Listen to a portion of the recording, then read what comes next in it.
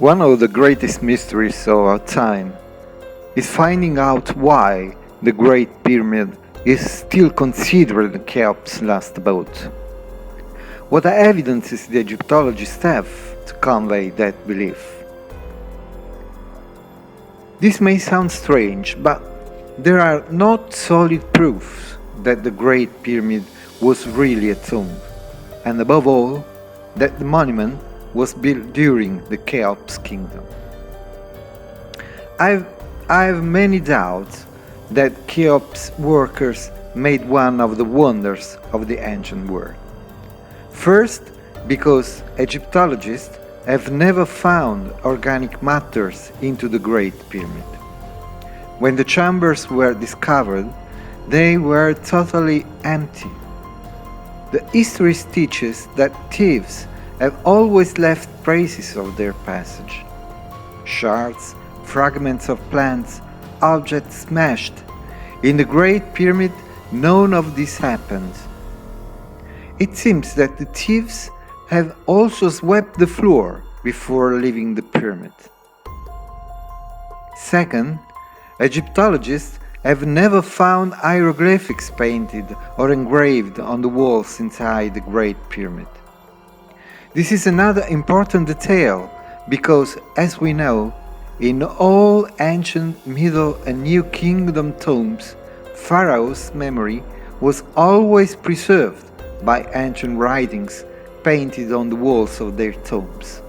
But the Great Pyramid is an inexplicable exception. 3. Egyptologists have never found grave goods into the so-called funerary chambers inside the monument.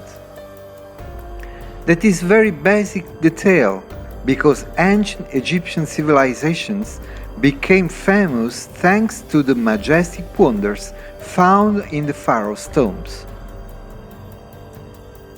So the question is, why is the Great Pyramid still considered as the last abode of Cheops?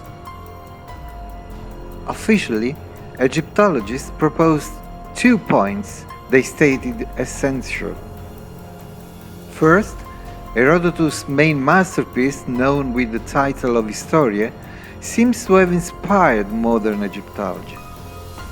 But an interesting detail is that the Greek writer drew up his Historia 2000 years after the Cheops kingdom.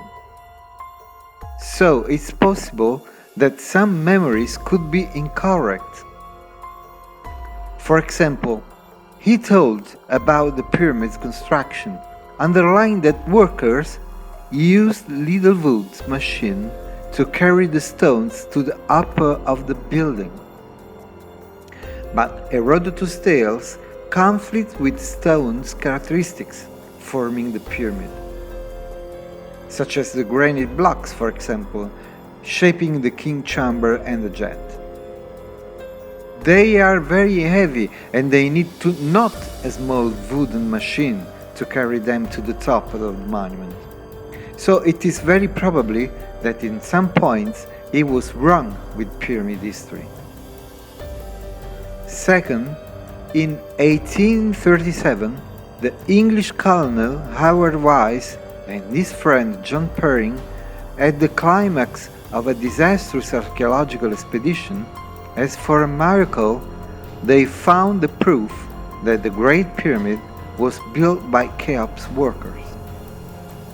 In fact, they claimed to have found a cartouche painted on the stone into one of the chambers of the jet, reproducing the name of the pharaoh. But all researchers that saw the cartouche said that the inscription is wrong. In fact, the name inscribed on the stone is Raufu and not Khufu, the Egyptian name of the pharaoh. Moreover, it's very strange that Cartouche was found in one of the most isolated places in the monument. Coincidentally, the only place not yet explored at that time.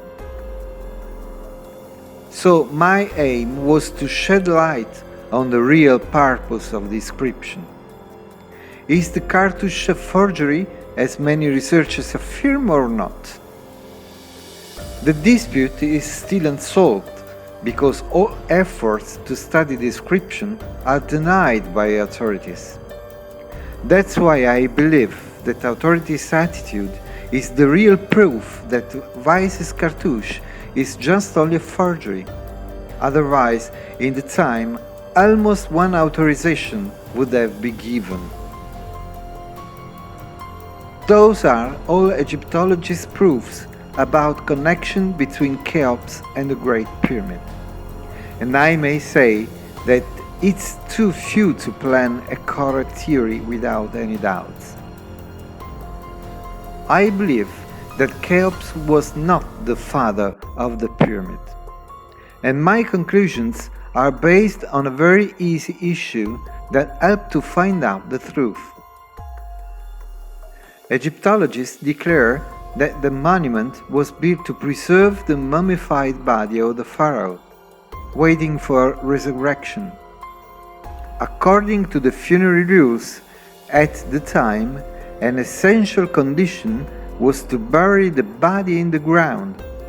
But if we take a look to the arrangement of the chambers inside the Great Pyramid, nothing seems to be working. On that matter, concerning the disposition of the chambers inside the monuments, Egyptologists told a very tangled story concerning the stages of the pyramid construction. They say that first was built the subterranean chamber to place the sarcophagus. Then, we don't know why, Cheops changed this plan and the funerary chamber was built where actually the queen chamber is. Then, after a new change, the funerary chamber was positioned at 73 meters in height, where the so-called king's chambers lies. Might we ever believe in that crazy history supported by any proof? I was aware that to unveil the mystery, I had to change my point of view in the analysis of the matter. Then I found the answer in the funerary rules the Egyptians used during the Old Kingdom. I found a great support in the text of the pyramids, maybe one of the most important documents concerning the funerary rules during the Cheops kingdom. Precisely, the utterance 305, line 474, that say, "The spirit belonged to heaven, the body to earth."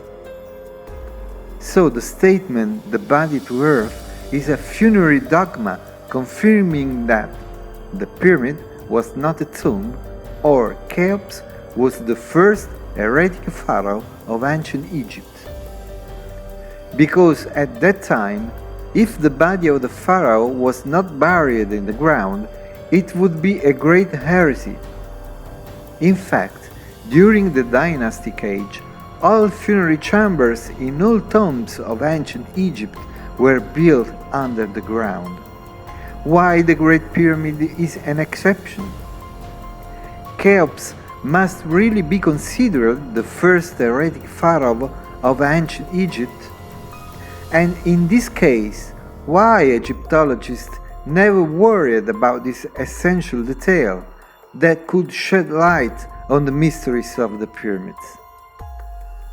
If the pyramid really was the last abode of Khufu, it means that Pharaoh did not follow the Old Kingdom funerary rules, and it must be considered as heretic as Akhenaten when monotheism was introduced during the Middle Kingdom.